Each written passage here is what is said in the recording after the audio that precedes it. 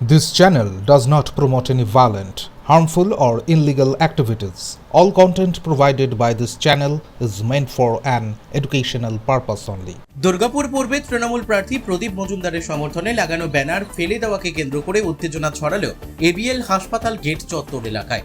শুক্রবার সকালে এই ঘটনাকে ঘিরে চাঞ্চল্য ছড়ায় গোটা এলাকায়। প্রতিবাদে রাস্তায় নামেন তৃণমূল কর্মীরা, ক্ষোভে ফেটে পড়ে ওঠে স্লোগান। ঘটনায় অভিযোগের তীর রাম বাম উভয় শিবিরের দিকেই।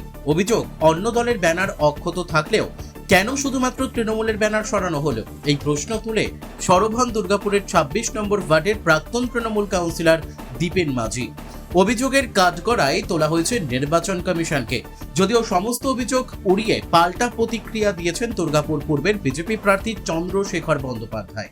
বন্দে মাতরম, বন্দে মাতরম, বন্দে মাতরম, বন্দে মাতরম, বন্দে মাতরম। তৃণমূল কংগ্রেস, তৃণমূল কংগ্রেস, তৃণমূল কংগ্রেস জিন্দাবাদ, জিন্দাবাদ, জিন্দাবাদ। তৃণমূল কংগ্রেস, তৃণমূল কংগ্রেস, তৃণমূল কংগ্রেস জিন্দাবাদ, জিন্দাবাদ, জিন্দাবাদ। এই বাংলার মামাটি মানুষ অগ্নিকণ্ঠা জিন্দাবাদ, জিন্দাবাদ, জিন্দাবাদ। এই বাংলার মমতা ব্যানার্জি অগ্নিকণ্ঠা মমতা ব্যানার্জি জিন্দাবাদ, জিন্দাবাদ, জিন্দাবাদ। এই বাংলার সৈনিক অভিষেক ব্যানার্জি জিন্দাবাদ, জিন্দাবাদ, জিন্দাবাদ। জয় বাংলা, জয় বাংলা। কী ঘটনা ঘটেছে বলতে, আমরা 15 তারিখ মানে বুধবার দিনকে আমরা এখানে ব্যানার লাগিয়েছিলাম। সেই ব্যানার কাল রাত্রি 11টা অবধি আমাদের ছেলেরা এখানে কাজ করতে, তখন অবধি ছিল। রাত 11টার পর তারা বাড়ি যায়।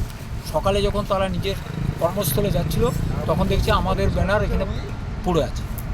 তারা আমাকে অভিযোগ জানায় যে এই ব্যাপার। আমি তখন এসে দেখি হ্যাঁ সত্যি ঘটনা তাই। তো আমি তো যথারীতি প্রশাসনের কাছে খবর নিলাম ব্যাপারটা কী আছে।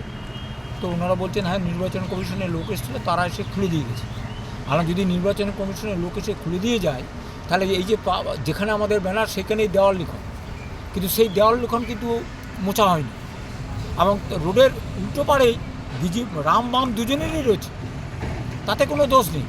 ঠিক আছে, যদি সেটাই হয়ে থাকে আমরা ওই রাম বামের মাঝে আমরা ঢুকবো, কারণ আমাদের লড়াই রাম বামের এগেনস্টেই।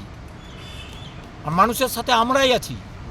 ওই আমাদের একটা ব্যানার কমপ্লেন করে তুলে দিয়ে মানুষের মন থেকে তুলে ফেলা যাবে না আমাদের, কারণ সারা বছরই আমরা মানুষের সাথে থাকি, আছি, ছিলাম, থাকবো। এখন ফেস্টুন ছিঁড়ে তো নির্বাচনে কোনো ফলের পার্থক্য করা যায় না, কিন্তু এগুলো সব উস্কানিমূলক, প্ররোচনামূলক সব কার্যকলাপ।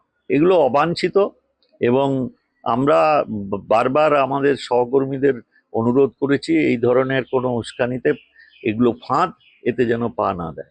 শান্তি শৃঙ্খলা বজায় থাকুক এবং মানুষ দেখছে যে কিভাবে আমাদের প্রচারকে ব্যাহত করার চেষ্টা হচ্ছে।